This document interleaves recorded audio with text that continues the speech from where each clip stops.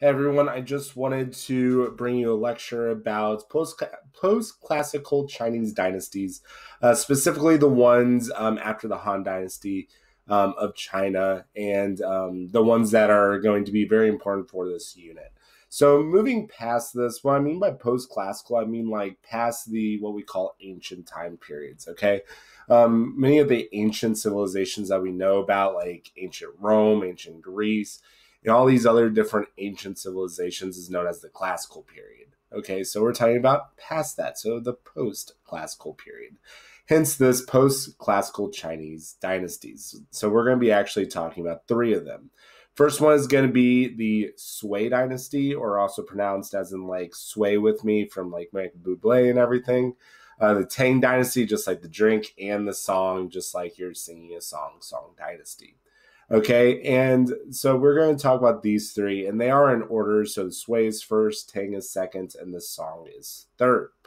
Okay, now when it comes to this, I will be posting some extra credit for people who decide that they are going to try and learn a song. All right, now this song is going over every single one of the Chinese dynasties that we see in history. This is going to be due January 8th. All you have to do is send me a video through email of you singing this song, okay? And before you sit there and be like, this is so middle school, these are two Harvard professors actually singing it and trying to get their kids to really understand it. So you're never old enough to sing a song. All right, so there's that. 5 points of extra credit for y'all. All right, we are not listening to it. Move on. All right, so some historical context for you. And again, historical context is like the background information that you need to know about. But when it comes to the historical context of these post-classical Chinese dynasty, the big thing is that what they're trying to do is to revitalize the Han Dynasty, okay, and to become more like the Han Dynasty before its time. So the Han Dynasty actually came before the Sui, Tang, and Song dynasties, and it's considered what we call the golden age of China. This is where we get a bunch of innovations when it comes to technology. This is where we start getting paper and fireworks and gunpowder starting to become like utilized. And that is when we talk about the Han Dynasty. So like to be like a Chinese person is to be a man of Han. And that's kind of like the phrase that they use to kind of signify whether you are a Chinese person or you are not. Okay, you're always striving to be like someone in the Han Dynasty. Okay, so first dynasty that we have, and this goes along with your graphic organizer. On the right side, I'm going to have you actually take down these bullet points and just make sure that you are paying attention, that you guys are all there with me. All right, so when it comes to the Sui dynasty, it was a very short-lived dynasty, and this dynasty really kind of signified the idea of like corruption. Because the leader of it, Sui Yangdi, was extremely corrupt, and it's actually going to be the downfall of the Sui dynasty later. But this kind of signifies the idea of like corruption that's in Chinese government at the time of the Sui dynasty. So moving on past that, the one thing that we do have to know about when it comes to the Sui dynasty is that they did complete the Grand Canal. And what the Grand Canal is a canal that was used to connect the two major rivers of China to be able to utilize for trade purposes and navigational purposes throughout the whole entire nation of China. So if they needed to like move and transport people to, fight possibly, they could do that. All right. So to give you kind of an idea what the Grand Canal looks like, it is going to be this blue line. Now, as you guys can see, there are a bunch of waterways that are connected to the Grand Canal. Okay, and the big thing here is that we have the city of Beijing up at the north being connected all the way to the major trading city of Hangzhou in southern China. So that is more about the Grand Canal and what the Grand Canal is all about, why it's so important. Okay, and so the Sui dynasty, as I said, was an extremely short-lived dynasty. It was only one ruler, Sui Yangdi. He was extremely cruel and corrupt. He forced a lot of labor on building this Grand Canal and getting it done, to the point of like people saw it as very inhumane and very unjust. He also had high taxes for the many farmers and many people of China to kind of pay for his luxurious lifestyle. And, as we find out throughout all of history, if someone is, exploiting the others in the same country, the people that are being exploited are not going to be very happy. So this exploitation led to rebellion and ended up getting Yang Di actually executed. He was hung from a tree when it comes to the rebellion. And so the Sui Dynasty actually ends, and that's how the Sui Dynasty falls.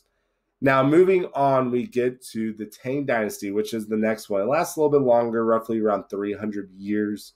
The big thing that the Tang Dynasty did is that they created a stable economy for the first time. And I think a lot of this had to do with the building of the Grand Canal and the trading system that was created off of the Grand Canal. The other thing that they did is that they also restored something called the civil service exam. We are actually going to spend a little bit more time on this later this week. But the civil service exam is basically an exam that people had to take to be able to work in the government. It was a very, very prestigious and a very, very difficult test. And people had to take it because they needed really, really smart people in the government. The other thing that it did, or the Tang Dynasty did, is that brought peace to northwestern China and expanded Chinese control into areas such as the Himalayan mountains, or the Himalaya areas called Tibet. Okay. So this is kind of over here at the top right, just the area in which the Tang Dynasty actually was a part of. All right, a little bit more stuff, or a little bit more land than we get in the Sui Dynasty. Okay, one thing I do want to point out here is the Mongol tribes. All right, so that's going to become very important in about 5 minutes or so. All right. This image is right here is actually an image of what students had to do after they took the civil service exam and how they actually had to hand in their exam. I am going to talk a little bit more about that in a later date, so don't think too much of it right now. All right, so those are some of the achievements. Now, the fall of the Tang Dynasty was actually caused by a series of rebellions against the Chinese government. Okay. So there were, I think, like 3 or 4 major rebellions that really weakened the dynasty's power and military. On top of that, many of the people who actually led the rebellions were the military and military generals and regional leaders that had militaries in their possession. All right, so that's how the Tang Dynasty actually fell, which leads us to the last dynasty that I'm going to talk about today, and that is the Song Dynasty. So the Song Dynasty is a dynasty that we are going to spend a little bit more time on because it is a very pivotal part of Chinese history. But the big thing with the Song Dynasty, it was a period of prosperity and cultural achievement. This is also when we start getting Silk Roads becoming a major aspect, or also being kind of just like revitalized in general. And the trading between Asia and the Middle East start becoming more and more important. Okay. The thing is that the Song Dynasty actually wanted to return to traditional things, again, trying to get back to the Han Dynasty period. But yeah, that's a little bit about the Song Dynasty and the achievements. Now, the big thing with the Song Dynasty is that, yes, there are people that invaded from the north that caused the Song Dynasty to fall. And those people were the Mongols. All right. And we're going to talk about the Mongols later, probably the beginning of next week.